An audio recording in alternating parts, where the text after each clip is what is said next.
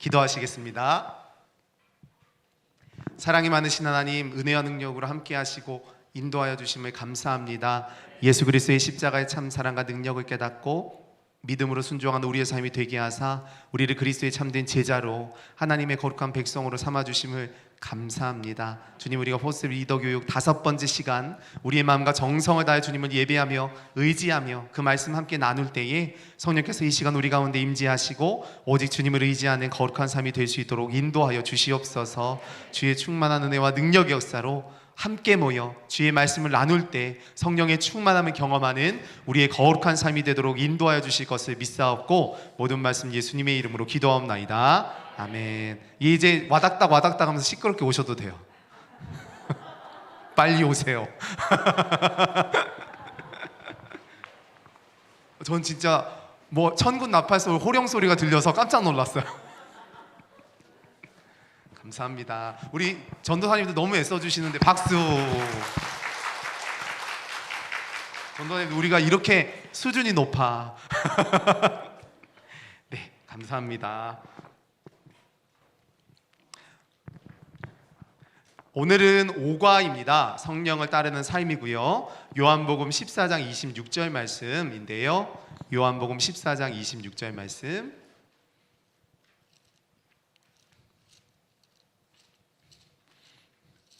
요한복음 14장 26절 말씀 우리 한 목소리로 읽도록 하겠습니다.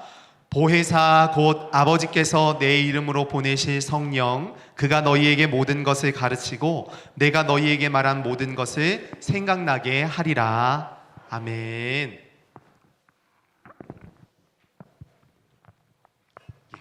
오늘은 우리가 포스의 리더 교육 5번째 시간이고요.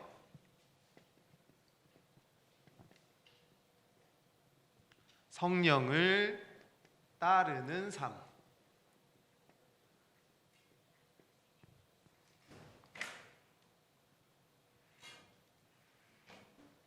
보이시나요? 예, 성령을 따르는 삶. 우리가 계속해서 조금 지난 시간에 했던 내용들을 계속 이게 좀 한 층 쌓아 올리고 있습니다. 네, 그래서 우리가 하나님의 예수님의 제자, 우리가 예수님의 제자라고 하는 분명한 명제를 가지고 이 과정을 출발했기 때문에 우리 다시 한번 인사하겠습니다. 우리는 제자입니다. 네, 우리가 이미 하나님의 말씀과 하나님의 능력을 깨닫고 믿음으로 순종하는 그리스도의 참된 제자가 되는 줄로 믿습니다. 그래서 이 제자는요, 지난 시간에 우리가 4시간 동안 함께 나누었던 부분들을 한번 떠올려 보시면 분명한 선택과 결단이 있어야 한다.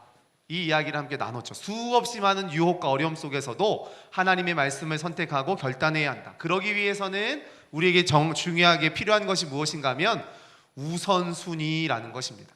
우리에게 정말로 중요한 것이 무엇인지를 깨달아야 선택할 수 있고 우리에게 정말로 소중한 것이 무엇인지를 알아야 결단할 수 있기 때문에 우선순위가 중요하다라는 것입니다. 그러면서 또 하나 우리가 다루었던 주제는 그렇다면 나라고 하는 존재는 누구인가? 성경이 나라고 하는 존재를 무엇이라고 설명하고 있는가에 대한 이야기인데요. 바로 우리가 2번째 시간에 나누었던 것처럼 우리는 하나님의 소유입니다. 그리고 우리는 하나님의 제사장 나라입니다. 그리고 우리는 하나님의 구별된 거룩한 백성입니다. 이 3가지의 정체성을 우리에게 들려주고 계시죠. 이것은 어찌 보면요, 하나님의 약속입니다. 그러니까 하나님이 우리에게 주신 분명한 약속인데 이 약속이 인간의 삶으로, 인간의 역사 속으로 하나님의 약속이 침투해 들어오게 되는 거죠. 그것이 바로 예수님의 탄생, 우리가 알고 있는 AD 0이라고 하는, 그러니까 예수님의 탄생을 기준으로 BC와 비포 크라이스트 그리고 AD의 시기로 나뉘어지게 되죠. 그러니까 예수님의 탄생을 기점으로 해서 역사의 새로운 전환점을 마련하게 되었다라는 것입니다. 그러면서 이것이 오늘 우리에게까지, 오늘의 삶의 자리에까지 하나님의 분명한 은혜의 역사들이 임하게 된다라는 거죠. 그래서 우리가 역사를 보통 히스토리라고 이야기를 하는데, 이 히스토리는 우리가 너무나 잘 아시는 것처럼 히즈 그리고 스토리, 그의 이야기, 바로 예수 그리스도가 이 땅 가운데 오신 그 역사적인 사건을 의미하는 단어가 바로 히스토리라는 거죠. 그래서 예수님의 탄생은 인류의 역사 가운데 가장 소중하고 귀한 하나님의 은혜가 된다라는 것입니다. 그러면서 이 예수님의 은혜와 사랑이 우리의 삶 가운데 연결되어지는 방편이 무엇인가 라고 하는 부분을 우리가 함께 살펴봤습니다. 무엇인가 하면 바로 하나님의 말씀이라는 거죠. 이것은 우리의 삶에 마치 내비게이션과 같은 안내자가 되어주신다 라고 하는 것을 우리에게 말씀하고요, 또 하나의 이야기는 바로 우리가 지난주에 살펴본 것처럼 기도라는 거죠. 우리의 영적 호흡이라는 것입니다.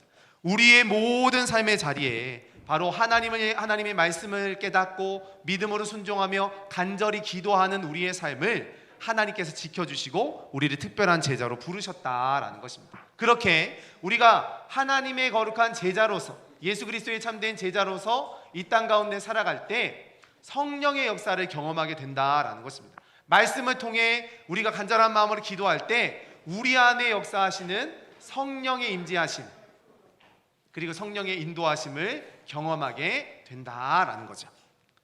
그래서 우리가 지난 시간에는 이 기도가 무엇인가, 이 기도 중에서도 특별히 주님이 우리에게 가르쳐 주신 주의 기도, 주기도문에 대해서 우리가 함께 살펴봤죠. 그러면서 세 가지의 큰 단계가 있습니다. 하나님을 부른, 그리고 우리가 하나님 아버지께 드리는, 우리가 인간들 사이에 드리는, 우리 사이에 간구하는 것, 그리고 송영으로 마무리가 된다라는 거죠. 그리고 이 부름이라고 하는 것은 우리가 잘 아는 것처럼 하늘에 계신 우리 아버지여 라고 이야기하죠. 하늘이라고 하는 것은요, 우리가 잘 아는 것처럼 전능하심, 무한하심, 영원하심을 상징한다라고 말씀을 드렸습니다. 그렇게 전능하시고 무한하시고 위대하신 하나님이 바로 우리의 아버지가 되어주신다라고 직접적으로 우리에게 말씀을 해주신다라는, 이것은 친밀한 관계를 맺기 원하신다. 하나님은 우리와 친밀한 영적 관계를 통하여 우리의 삶이 변화되어지기를 원하신다라는 것입니다. 그러면서 그 관계가 어디에까지 나아가는가 하면 우리를 하나님은 양자로 삼아주셨다라고 하는 부분에까지 함께 이야기를 나누었죠. 그리고 간구에 대한 부분은 아버지에게 드리는 간구, 우리가 함께 나누는 간구에 대한 이야기가 나와 있었습니다. 그래서 세 가지였죠. 이름이 거룩히 여김을 받으시오며, 나라에 임하옵시며, 뜻이 하늘에서 이루는 것 같이 땅에서도 이루어지이다. 아버지께 드리는 간구이고요. 그리고 우리가 해야 할 간구, 오늘날 우리에게 일용할 양식을 주옵시고, 우리가 우리에게 죄 지은 자를 사하여 준 것 같이 우리의 죄를 사하여 주옵시고, 우리를 시험에 들게 하지 마옵시고 다만 악에서 구하옵소서라고 말씀하시죠.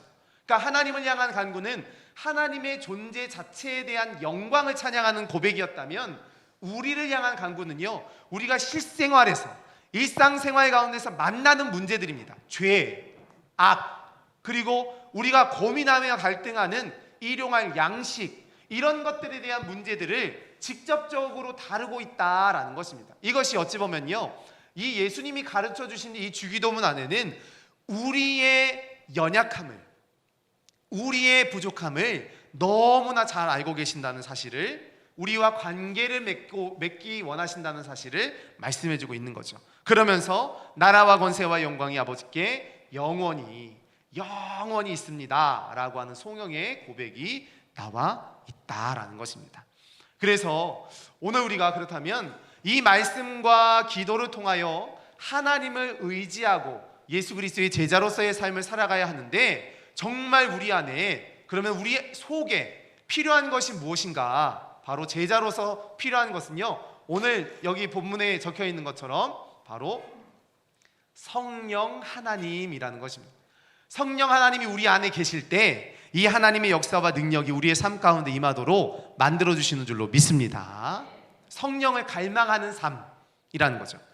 우리 감리교, 우리 여러 교단 종파들 가운데 우리가 이제 감리교회를 다니고 있으니까 감리교회는요 교리와 장정이라는 것이 있습니다. 교회의 헌법이 있는데 감리교회의 교회의 헌법을 교리와 장정이라고 해요. 그런데 그 교리와 장정 안에는 우리가 하나님을 어떻게 이해하는지, 예수님을 어떻게 받아들여야 하는지, 성령 하나님은 우리에게 어떤 의미와 존재이신지까지가 적혀 있습니다. 그리고 여러 다양한 법들이 나와 있는데 그 중에 감리교회에 신앙의 고백이 있어요.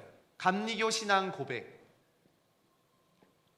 한번 그 맨 뒤에 메모란 있죠? 메모란에 한번 적어보시면 좋을 것 같아요. 이거는 그러니까 성령에 대한 신앙의 고백을 어떻게 우리 감리교회에서는 가르치고 있는가, 말하고 있는가에 대한 이야기인데요. 제가 불러드릴 테니까 한번 적어보시면 좋겠습니다. 감리교 신앙 고백이라고 쓰시면 돼요. 감리교 신앙 고백. 감리교 신앙 고백에 성령을 뭐라고 고백하는가 하면요, 우리는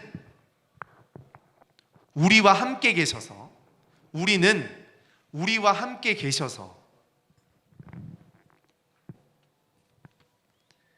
우리를 거듭나게 하시고, 우리는 우리와 함께 계셔서 우리를 거듭나게 하시고 거룩하게 하시며, 거룩하게 하시며 완전하게 하시어, 완전하게 하시어 위안과 힘을 주시는, 위안과 힘을 주시는 성령을 믿습니다. 이것이 우리 감리교인들이 공통적으로 고백해야 할 성령에 대한 신앙의 고백이거든요. 우리 함께 다시 한번 같이 한번 읽어보겠습니다. 우리는 우리와 함께 계셔서 우리를 거듭나게 하시고 거룩하게 하시며 완전하게 하시어 위안과 힘을 주시는 성령을 믿습니다. 이 고백 안에요, 성령이 어떤 분이신가에 대한 오늘 가장 핵심적인 모든 주제들이 다 담겨져 있더라고요.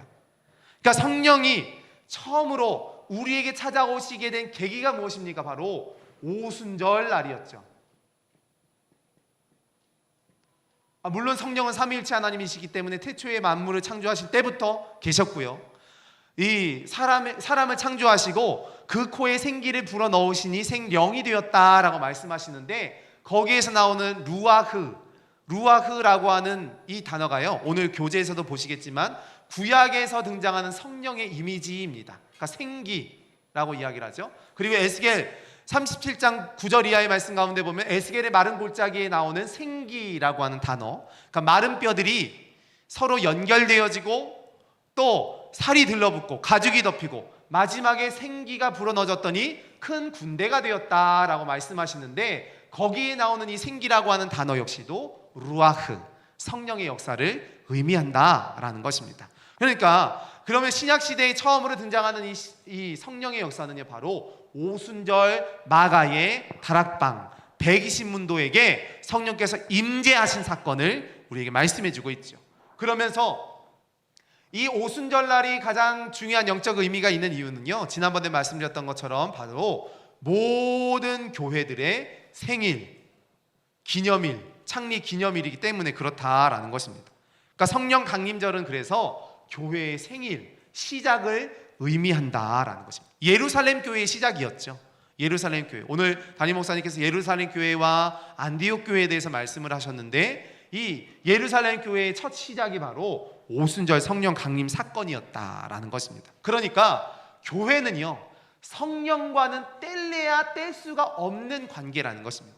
성령이 임재하시는 공동체가 교회이고요, 성령이 함께 하시며 우리의 삶을 이끌어 가시고 또 거듭나게 하시고 거룩하게 하시며 완전하게 하시는 공동체가 바로 교회라는 것입니다. 그러면서 이 사도행전 2장의 말씀 가운데 보면 우리 한번 좀 찾아보겠습니다. 사도행전 2장 뒤에도 공과에도 나와 있기는 한데, 사도행전 2장 1절로 4절 말씀, 구약 신약성경 188쪽에 있습니다.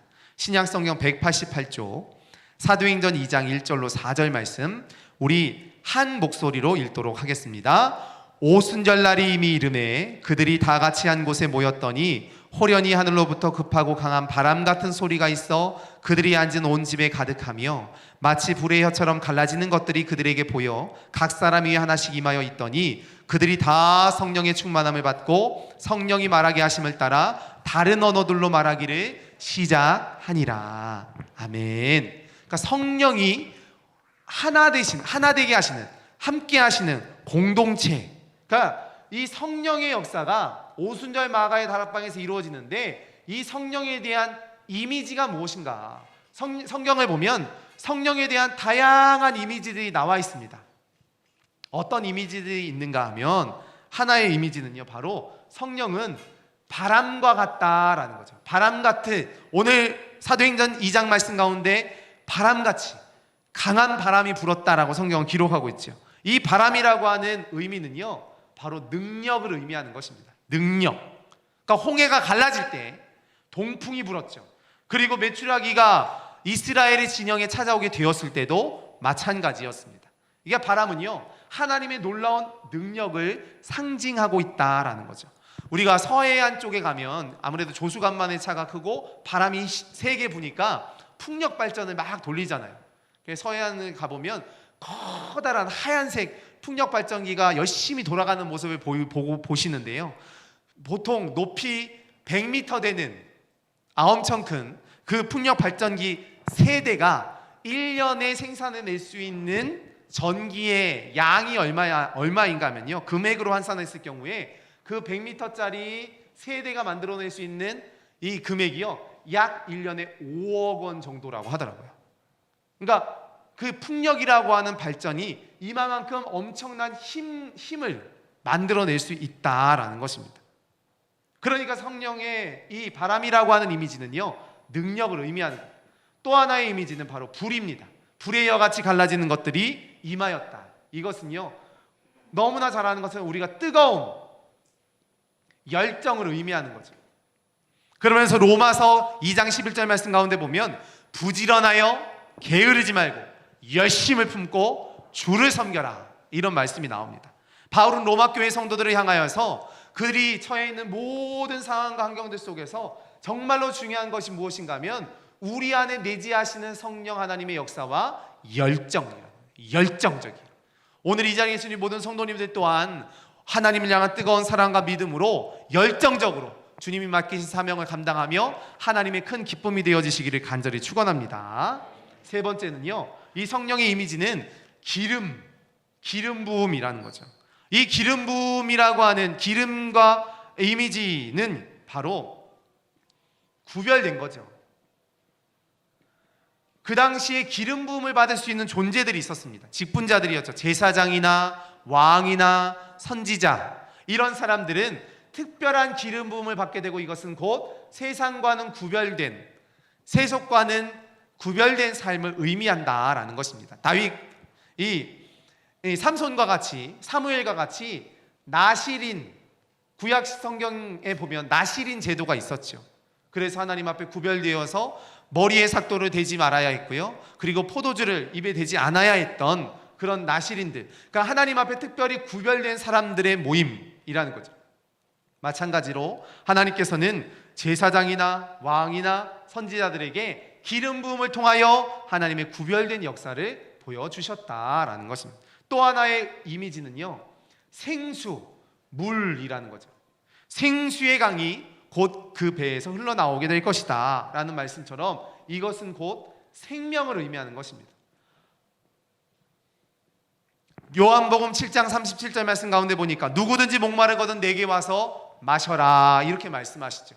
이처럼 성령에 대한 다양한 이미지들이 존재한다라는 거죠. 그래서 오늘 이 공과의 내용을 보면 또 구약에 나타나 있는 성령의 이미지, 그리고 그 성령 하나님이 어떻게 역사하시고 그분이 어떤 식으로 일하시는가에 대한 이야기까지 우리에게 들려주고 있습니다. 이런 다양한 성령의 역사들 우리가 오늘 함께 살펴보게 될 텐데요. 먼저 1페이지에 보니까요, 우리의 신앙은 삼위일체 하나님에 대한 고백입니다. 우리는 하나님께서 성자, 성부, 성령으로서 우리 가운데 역사하심을 믿습니다. 이 성부 하나님, 우리와 함께 하시는 이 성부 하나님의 역할, 이 역할이 뭘까요? 바로 창조주라는 거죠. 온 세상 만물을 창조하시고 다스리시며 만물과 인간을 창조하신 하나님의 역사가 바로 성부 하나님의 역사라고 한다면, 성자 하나님의 역사는 뭘까요? 바로 우리를 구원하셨다, 우리의 구원자가 되신다, 바로 십자가의 사랑으로 모든 인류의 죄악을 도말하시고 우리의 영원한 생명을 약속하신 거죠. 그렇다면 성령 하나님의 역할이 무엇일까? 바로 아까도 말씀드렸던 것처럼 우리와 친밀한 관계를 맺기 원하신다. 그리고 우리 안에 내주하셔서 우리의 삶의 변화를 이끌어 가시는 분이 바로 성령의 역할이다라는 거죠. 이렇게 하나님의 은혜와 사랑으로 각자 이 성부, 성자, 성령의 역할로 우리를 찾아와 주시고 만나 주신다라는 것입니다. 1페이지 맨 밑에요. 한마디로 성령은 우리의 삶을 실제적으로 변화시켜 가시는 분입니다. 성령을 따를 때 비로소 예수님을 섬기며 따라가고자 결단한 제자의 삶이 완성되어져 갑니다. 그래서 우리가 정말로 하나님께 구해야 할 것은 바로 성령의 충만함인 줄로 믿습니다. 누가복음 11장 13절 말씀 우리 다 함께 읽도록 하겠습니다. 너희가 악할지라도 좋은 것을 자식에게 줄 알거든 하물며 너희 하늘 아버지께서 구하는 자에게 성령을 주시지 않겠느냐 하시니라. 아멘. 너희가 악한 자라도 자식에게 좋은 것을 주지 않느냐, 그런데 하늘 아버지께서 너희에게 좋은 것을 주시지 않겠느냐라고 말씀을 하시죠. 그러면 이 성령의 역사가 무엇인가? 첫째로 성령 우리에게 임하시기까지 하나님은 과거에도 지금도 미래에도 함께 하신다라는 것입니다. 그래서 성령이 우리 안에 임하시고 우리 안에서 하나님의 놀라운 일들을 이루어 가신다라는 거죠. 그러면 성령이 어떻게 역사하시는가? 첫째로 구약에 나타난 성령의 역사, 아까 말씀드렸던 것처럼 루아흐의 역사입니다. 창세기 1장 2절 말씀에 보니까 하나님의 영은 수면 위에 운행하시니라 이렇게 말씀하십니다. 그러니까 구약 성경에서는 이 영, 성령이라고 하는 단어가 히브리어로 루아흐, 이 루아흐의 전통적인 의미가 첫째로 바람이라는 거죠. 바람의 의미는 아까도 설명드렸던 것처럼 힘, 그리고 운동, 그리고 능력을 의미한다라는 것입니다.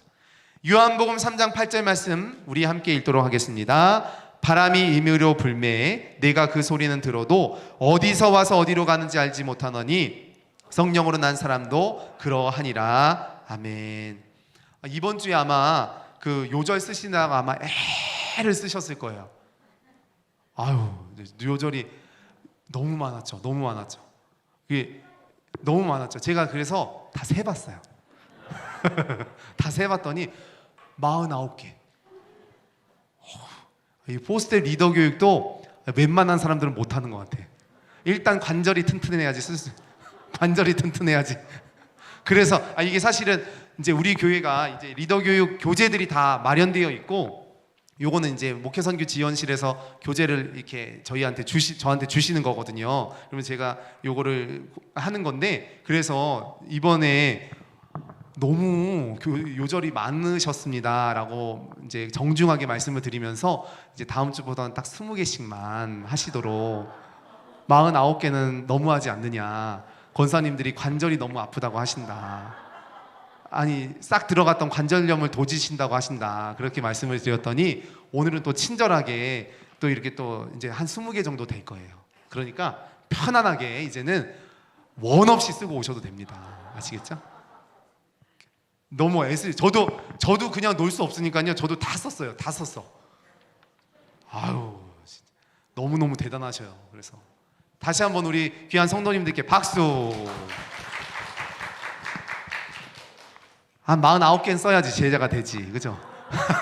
한 주에 49개 주는 것은 써야지 제자가 되는데, 이미 그 단계는 넘으셨기 때문에 20개로 줄여드리겠다는 거죠. 20개 정도면 될 것 같아요. 그래서 우리가 이 구약에 나타난 성령의 역사가 무엇인가? 바람으로 임하시는 역사, 그리고 또 하나는 호흡, 생명이라는 거죠. 하나님이 사람을 만드실 때 그에게 생기를 불어넣으셨잖아요.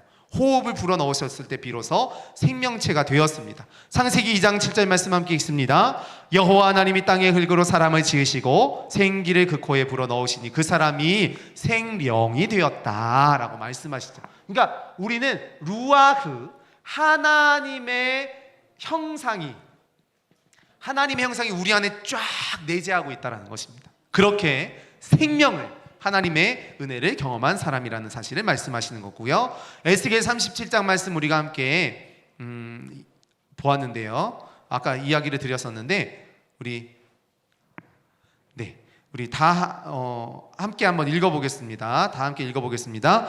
또 내게 이르시되 인자야 너는 생기를 향하여 대언하라. 생기에게 대언하여 이르기를 주 여호와께서 이같이 말씀하시기를 생기야 사방에서부터 와서 이 죽음을 당한 자에게 붙어서 살아나게 하라 하셨다 하고 하라. 이에 내가 그 명령대로 대언하였더니 생기가 그들에게 들어가매 그들이 곧 살아나서 일어나 서는데 극히 큰 군대더라. 아멘. 그렇게 큰 군대의 역사로 생기의 역사들이 일어난다라는 거죠. 그리고 두 번째 페이지, 창조의 사역과의 연관성이 있습니다. 그러니까 하나님이 창조주이신 하나님에 대한 이야기인데요. 욥기서 33장 말씀 가운데 보니까 하나님이 영이 나를 지으셨고 전능자의 기운이 나를 살리셨습니다. 시편 104편에서도 주의 영을 보내어 그들을 창조하사 우리 지면을 새롭게 하시나이다 라고 하죠. 그러니까 성부 하나님께서 성령의 역사를 통하여서 우리의 삶을 창조하시고 인도하신다라는 것입니다. 그리고 은사로서의 성령, 은사. 그러니까 내가 한 개인이 하나님의 영으로 충만한 게 바로 은사라는 것입니다. 내가 하나님의 영으로 충만하여서 주님이 맡기신 사명을 감당하게 되는 것을 의미하죠.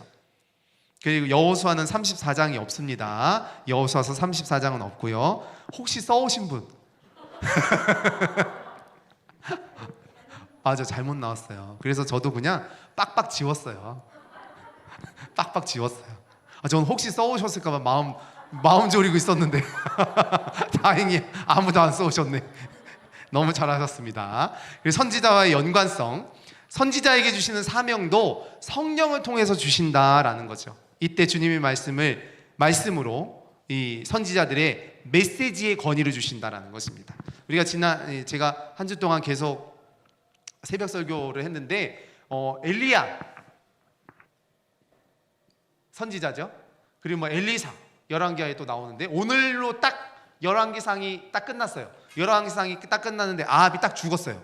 아합이 딱 죽었고 이제 내일부터 이제 열왕기하의 말씀이 시작하는데 이렇게 엘리야에게 이 열왕기상 19장 말씀 가운데 보면 엘리야가 이세벨의 이야기를 듣고 이세벨이 네가 바알과 아세라 선지자를 다 죽인 것처럼 내가 반드시 너도 죽일 거야 라고 하는 위협을 듣고 깜짝 놀라서 유다 땅 브엘세바로 도망을 가거든요. 그런데 유다 땅도 사실은 안전지대는 아니었어요. 왜냐하면 아합과 이세벨의 딸인 아달랴가 여호사밧 왕의 아들인 여호람과 이미 혼인과 동맹을 맺었기 때문에 혼인 동맹을 맺었기 때문에 엘리야가 생각할 때 여기도 안전하지 않은데 그래서 브엘세바에서 하룻길을 더 가서 로뎀 나무 아래에서 하나님 나 이제 그만 열심히 했으니까 나 좀 데려가 주세요. 나 좀 죽여주세요 라고 이야기를 하죠. 그 이야기가 열왕기상 19장에 나오는데 그때 하나님께서 선사들을 통해서 막 어루만져 주시는 거예요.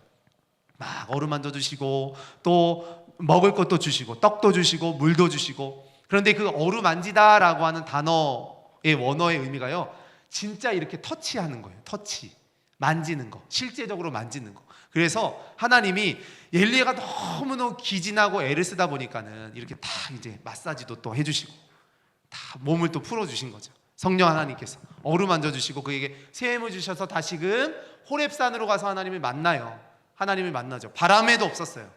불에도 없었고요. 지진에도 없었죠. 근데 세미한 음성 가운데 하나님의 음성을 듣게 되고요. 엘리야에게 한 가지 더 하나님이 사명을 주시는데 너는 이 님시의 아들 예후에게 가서 이스라엘을 왕이 되게 하고 아벨몰라 사밧의 아들 엘리사에게 가서 너를 대신하여 선지자가 되게 하라 말씀하세요. 그러니까 하나님께서 성령의 역사를 통해 엘리야에게 힘을 주시고 그에게 또 다른 사명을 감당할 수 있도록 만들어 주셨다라는 거죠. 이렇게 성령의 역사는요 우리에게 하나님의 특별한 은사를 감당할 수 있도록, 하나님이 주신 특별한 사명을 감당할 수 있도록 우리를 사용하시며 인도하여 주신다라는 것입니다. 그것이 바로 선지자에게 주신 연관성이죠. 그리고 예수님께 임하신 성령의 역사를 통하여서 태어나셨습니다. 마태복음 1장 18절 말씀 함께 있습니다. 예수 그리스도의 나심은 이러하니라. 그의 어머니 마리아가 요셉과 약혼하고 동거하기 전에 성령으로 잉태된 것이 나타났더니, 성령의 잉태를 이야기하죠. 그리고 성령이 예수님이 세례를 받으실 때 임하시게 됩니다. 마태복음 3장 16절 말씀에 예수께서 세례를 받으셨다라고 말씀하시죠. 그리고 하늘이 열리고 하나님의 성령이 비둘기 같이 내려 자기 위에 임하셨다. 하늘로부터 소리가 들렸습니다. 이는 내 사랑하는 아들이요 내 기뻐하는 자라 라고 하는 음성을 듣게 되죠. 그리고 시험과 첫 번째 설교를 받으실 때에도 성령의 충만함으로 성령에 이끌려 광야로 나아가서 마귀에게 시험을 받으셨고 그 시험을 이기시고 말씀을 전하십니다. 누가복음 4장 18절 말씀 가운데 보니까 주의 성령이 내게 임하셨으니, 누가복음 4장 1절에서도 예수께서 성령의 충만함을 입어라고 말씀하시죠. 이렇게 성령 하나님의 놀라운 역사를 적고 있다라는 것입니다. 그러면 성령의 능력으로 우리의 삶을 행하시는, 우리의 삶 속에 역사하시는데 그것이 바로 예수님의 사역이죠. 예수님의 사역은요, 가르침, 그리고 치유, 그리고 귀신을 쫓아내 주시거나 복음 증거, 이 분명한 사명으로 우리에게 다가오신다라는 것입니다. 세 번째 페이지에, 그리고 십자가의 부활 안에서도 성령의 역사로 우리에게 말씀하시는데요, 히브리서 9장 14절 말씀 우리 함께 있습니다. 하물며 영원하신 성령으로 말미암아 흠없는 자기를 하나님께 드린 그리스도의 피가 어찌 너희 양심을 죽은 행실에서 깨끗하게 하고 살아계신 하나님을 섬기게 하지 못하겠느냐. 성령이 내 안에 계시면, 성령이 우리 안에 역사하시면 그리스도의 피가 우리의 삶을 이끌어서 세상이 줄 수 없는 참된 평안과 또한 살아계신 하나님의 역사를 보여주신다라는 거죠. 그 역사가 바로 십자가의 은혜와 사랑으로 완성된 구원의 은혜인 줄로 믿습니다. 그리고 우리에게 임하시는 성령은 무엇인가? 성령이 우리와 함께 하셔서 보혜사, 성령 하나님을 우리에게 말씀하시죠. 이 보혜사라고 하는 단어는 우리가 너무나 잘 알고 있는 파라클레이토스라고 하는 헬라어에서 나온 단어이고요, 이 보혜사라고 하는 하나님을 우리를 보호해 주신다, 우리에게 은혜를 주신다, 우리의 위로자가 되시고요, 우리의 상담자가 되시고 우리의 삶을 인도하시는 하나님의 은혜를 우리에게 적고 있다라는 것입니다. 이 보혜사는요, 누구를 돕기 위해서, 그러니까 옆에 서 있는 자, 이런 의미가 있어요. 누구누구를 돕기 위해서 옆에서 지지해주고 이제 견뎌낼 수 있도록 힘을 주는 자가 바로 보혜사라고 하는 의미죠. 요한복음 14장 26절 말씀 우리 함께 읽겠습니다. 보혜사 곧 아버지께서 내 이름으로 보내실 성령, 그가 너희에게 모든 것을 가르치고 내가 너희에게 말한 모든 것을 생각나게 하리라. 보혜사 성령께서 우리와 함께 하셔서 우리의 위로자가 되시고 우리의 상담자가 되신다는 사실을 말씀하십니다. 그러면서 십자가 부활 앞에 우리는 성령의 충만함을 받아야 한다. 그렇지 않으면 감당할 수가 없다라는 것입니다. 십자가의 죽음이요, 제자들에게는 굉장히 큰 충격이었습니다. 이 큰 충격을 이길 수 있는 길은요, 자기들이 생각했던 메시아, 이 땅을 구원하고 로마 제국을 평정하게 될 메시아라고 생각을 했었는데 아니었다라는 거죠. 그런 생각을 하면서 큰 충격을 받았었는데 그들은 정치적으로, 사회적으로 구원자를 찾았지만 진짜 하나님의 계획은요, 십자가를 통해 우리의 영혼이 구원받는, 우리의 영혼이 하나님의 자녀가 되는 이 놀라운 역사를 보여주신다. 그래서 부활의 능력으로 우리의 삶 가운데 함께 하신다라는 거죠. 그러면서 부활하신 주님이 하늘로 올라가시며 오순절 성령 강림 사건을 우리에게 당부하십니다. 사도행전 1장 8절 말씀 우리 함께 읽습니다. 오직 성령이 너희에게 임하시면 너희가 권능을 받고 예루살렘과 온 유대와 사마리아와 땅끝까지 이르러 내 증인이 되리라 하시니라. 아멘. 오직 성령이 내게 임하시면, 너희에게 임하시면 너희가 권능을 받고 라고 말씀하시죠. 성령이 너희 안에 반드시 있어야 한다 라고 하는 사실을 말씀하십니다. 그러면서 사도행전 2장에서 오순절 성령 강림 사건을 우리에게 말씀해 주는 것입니다. 그러면 성령의 역할과 사역이 무엇인가? 우리 예수님은 이라고 쓰여 있는 부분을 우리 함께 읽어보겠습니다. 예수님은 성령께서 그리스도의 영광을 나타내신다고 말씀하셨습니다. 성령의 근본적인 사역은 우리로 하여금 그리스도를 보게 만들어주는 것입니다. 나아가서 그리스도를 현재로 불러오셔서 지금 우리 안에서 그리스도의 능력이 나타나도록 만들어주는 것입니다. 아멘. 이 성령의 역사는요, 우리에게 보여주신다. 하나님의 역사를 보여주신다. 그리고 우리 안에 역사하시는 하나님의 능력을 가르쳐 주신다라는 것입니다. 요한복음 16장 14절에 보니까요, 그가 내 영광을 나타내리니 내 것을 가지고 너희에게 알리실 것이다 라고 말씀하세요. 우리에게 직접 보여주신다라는 것을 의미하는 거죠. 그러면서 4페이지에 보니까 성령의 사역이 무엇인가 이따가 나눔에도 나와 있기 때문에 첫째가 진리의 영이라는 것입니다. 성령은 진리이신 예수님을 증언하고 예수님을 깨달아 알게 하고 우리가 예수님께로 인도되어질 수 있도록 만들어주신다. 그 안에는 진리이신 성령은 증언을 하신다는 거죠. 자기 속에 계신 그리스도의 영이 받으실 고난과 받으실 영광을 미리 증언하였다 라고 베드로전서 1장 11절에 이야기합니다. 그리고 깨닫게 하신다라는 것입니다. 무엇을 깨닫게 하시는가? 바로 우리의 죄를 깨닫게 하시죠. 그러니까 예수님을 믿지 않는 것, 예수님을 인정하지 않는 것, 이것이 바로 우리의 죄라는 거죠. 그리고 의를 깨우쳐 주십니다. 우리가 죄악으로 말미암아 죽을 수밖에 없는 존재라고 하는 사실, 우리의 존재를 깨닫게 하시는, 우리의 존재를 깨닫게 하시는 것이 바로 의라는 거죠. 이게 다음 주 공과 6과와 좀 연결되어지는 부분입니다. 다음 주에 조금 더 자세하게 설명을 드릴게요. 하나님의 의가 예수님을 통해서 나타나시게 된다는 거죠. 우리가 예수 안에 거할 때 의로워집니다.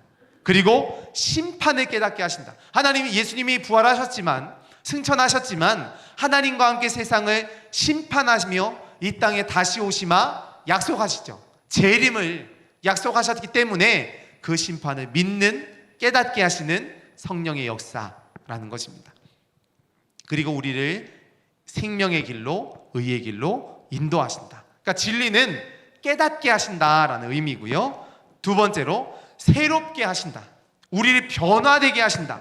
그러니까 성령의 역사라고 아까 말씀을 드렸죠. 우리의 관계가 변화되도록, 우리가 죄로 말미암아 죽을 수밖에 없는 사람이었는데, 죄인이었는데 우리의 관계가 무엇으로 바뀝니까? 하나님의 거룩한 자녀가 되었다, 양자가 되었다라는 것입니다. 이처럼 우리의 관계를 급속도로 바꾸어 주시는 분이 바로 성령 하나님이라는 거죠. 그러기 위해서는 바로 우리를 죄와 사망에서 해방시키고 우리에게 자유를 주시는 하나님의 능력을 경험해야 한다라는 거죠. 고린도후서 3장 17절 함께 읽습니다. 주는 영이시니 주의 영이 계신 곳에는 자유가 있느니라. 로마서 8장 2절입니다. 이는 그리스도 예수 안에 있는 생명의 성령의 법이 죄와 사망의 법에서 너를 해방하였음이니라. 아멘. 우리를 해방하시고 자유를 주신다는 것입니다. 두 번째는 세례, 성령의 세례와 새 언약의 삶에 대해서 우리에게 이야기해 주시는데요. 근데 이 말씀의 구절이 이번 공과에서 특별히 좀 많았던 이유는요, 그러니까 말씀 속에서 그 핵심적인 키워드들, 그리고 중요한 요목들이 다 나와 있기 때문에 조금 말씀이 좀 요절이 좀 많기는 했습니다. 사도행전 1장 5절 말씀에 요한은 물로 세례를 베풀었지만 너희는 몇 날이 못되어 성령으로 세례를 받게 될 것이다. 그러니까 성령의 세례에 대해서 우리에게 이야기하시죠. 우리의 삶의 변화에 대해서 이야기를 하시는 거고요. 그리고 그것은 새로운 창조를 의미한다. 새롭게 변화되고 하나님의 자녀가 되는 것. 이 거듭남이라고 하는 것은요, 아래로부터 올라오는 것이 아니라 위로부터 우리에게 내려오는 하나님의 은혜라는 것입니다. 하나님의 은혜가 바로 거듭남이라는 것입니다. 그러기에 우리는 새로운 존재가 되는 거죠. 마음이 새롭게 되고요, 우리의 생각이 새로워지는 거죠. 하나님의 뜻대로 살아가도록 인도함을 받는 것입니다. 그리고 교회의 또 하나의, 이 성령의 또 하나의 큰 사역은 교회를 세워 가신다. 아까도 말씀을 드렸죠.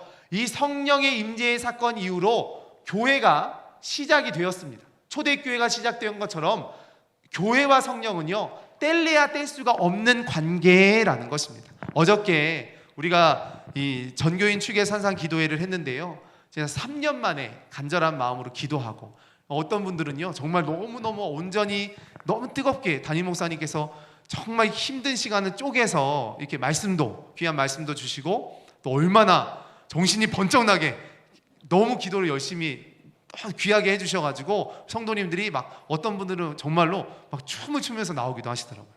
왜냐하면 그 성령의 역사가 너무나 감사해서, 너무나 기뻐서, 다윗과 같이 기뻐 춤추는 은혜가 있다라는 거죠. 그러니까 마음에 막혀있던 게 뻥 뚫린 것 같다라는 고백들을 하시더라고요. 그만큼 우리가 우리의 안에 내주하시는 성령은요, 하나님과의 친밀한 영적 교제를 통해 우리의 삶이 변화되어지고, 또 하나님과의 영적인 교통이 이루어질 때 우리의 삶에 새로운 힘과 능력을 얻도록 만들어주시는 줄로 믿습니다. 그래서 이 교회로 성령의 역사가 임하게 되는 거죠.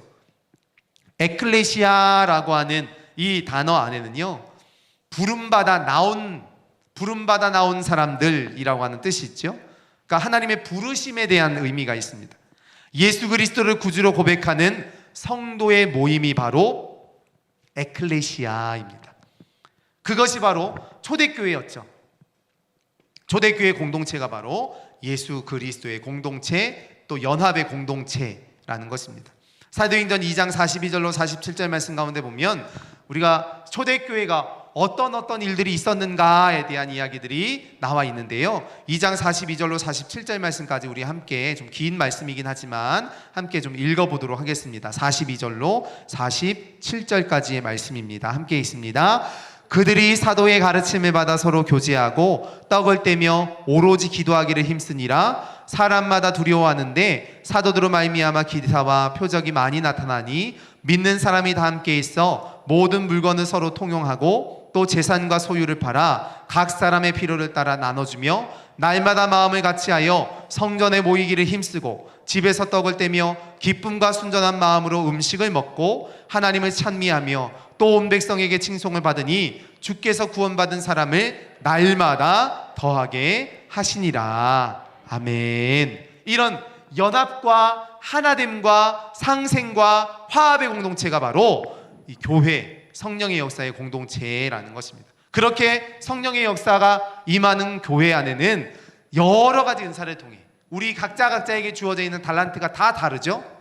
그래서 그 달란트에 맞게 봉사하십니다. 성가대로, 교사로, 여러 위원회로, 우리가 보이는 곳, 보이지 않는 곳에서, 우리가 항상 이제 목사님들이 기도하실 때 그렇게 기도를 하시잖아요. 보이는 곳에서, 보이지 않는 곳에서 수고하며 애쓰시는 모든 성도들의 삶에, 그 손길에 하나님의 은혜가 임하기를 기도하시는데요, 이렇게 각자에게 주어져 있는 은사에 따라 하나님의 역사를 신뢰하는 삶이 되어야 한다라는 것입니다.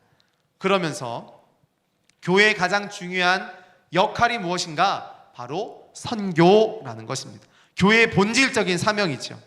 교회의 본질적인 사명이며 하나님의 뜻입니다.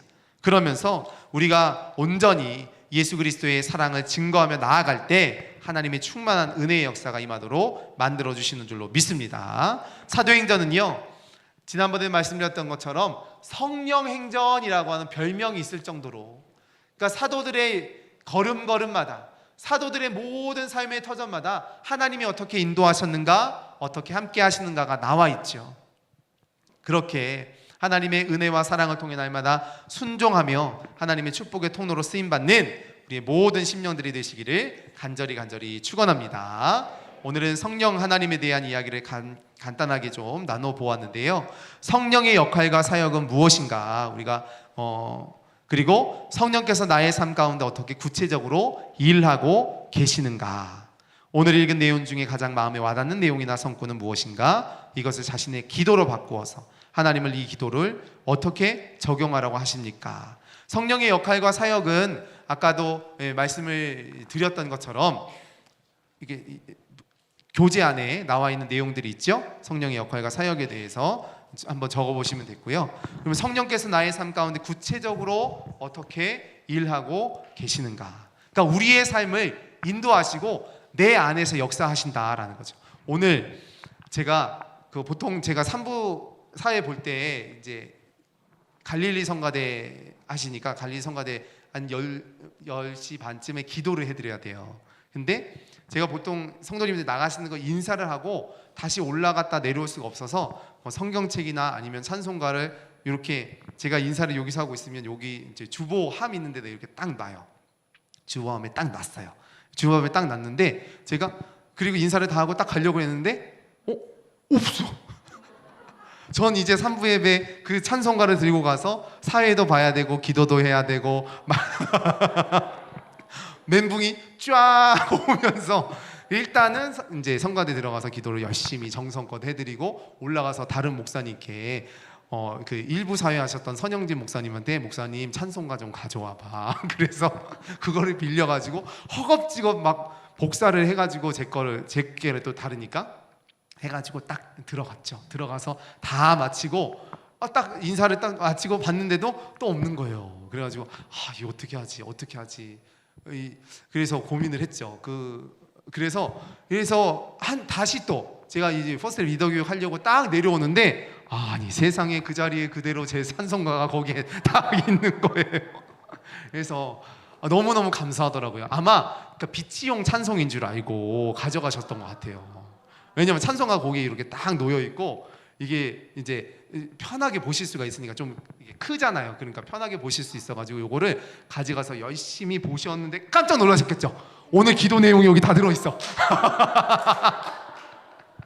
제가 또 성격이 안 좋아서 막 이렇게 막 밑줄 치면서 이렇게 적거든요. 이걸 보면서 아마 깜짝 놀라셨을 것 같아요. 그래서 그 자리에 이렇게 딱 올려놓으시고 제가 오늘 헌금을 못 냈을까봐 이 안에 들어있던 헌금은 딱 넣어주신 것 같아요. 그런 센스를 발휘하신 너무나 훌륭하신 성도님이 이 자리에 혹시 계실까봐 말씀 절대 하지 마시고요. 그냥 제가 감사했다고, 너무 감사했다고 그 말씀 꼭 드리고 싶어가지고요. 근데 저는요, 이것도 너무 감사한 거예요. 성령 하나님 너무 감사합니다. 이게 잊어버릴 수도 있었는데 이게 다시 찾았잖아요. 이게 전 너무 귀하죠. 제가 이거 무려 8년 동안이나 쓴 찬송가인데 그래서 참 너무 오늘 감사한 하루였어요. 그래서 성령 하나님께서 그래 우리의 삶 가운데 여전히 역사하시는구나, 동행하시는구나. 우리가 순간 약간 멘붕이 오긴 했지만 그래도 하나님께서 가장 좋은 것으로 그분은 얼마나 놀라셨을까. 난 그 생각을 하면 너무 미안한 거예요. 얼마나 놀라셨겠어요. 그분은 그냥 찬송가 보려고 가져가셨는데 그래서 깜짝 놀라셨을 텐데 그래도 딱 그 자리에 딱 그대로 갖다 놓으셔서 너무 감사드린다고. 혹시 이 자리에 계실까봐 제가 감사 인사 드리는 거예요. 혹시 주변에 알고 계신 분 중에 그런 분이 계시면요 꼭 제가 너무 감사했다고 꼭 전해주세요. 그래서 저는 성령 하나님을 오늘 이렇게 체험했습니다 라고 하는 고백이었습니다. 그러니까 우리가 안에서 역사하시는 성령 하나님이요 어떤 방법으로 어떻게 역사하실지 아무도 모르니까 우리의 삶 가운데 함께 받으셨던 은혜를 나누시는 거룩한 삶이 되셨으면 좋겠습니다.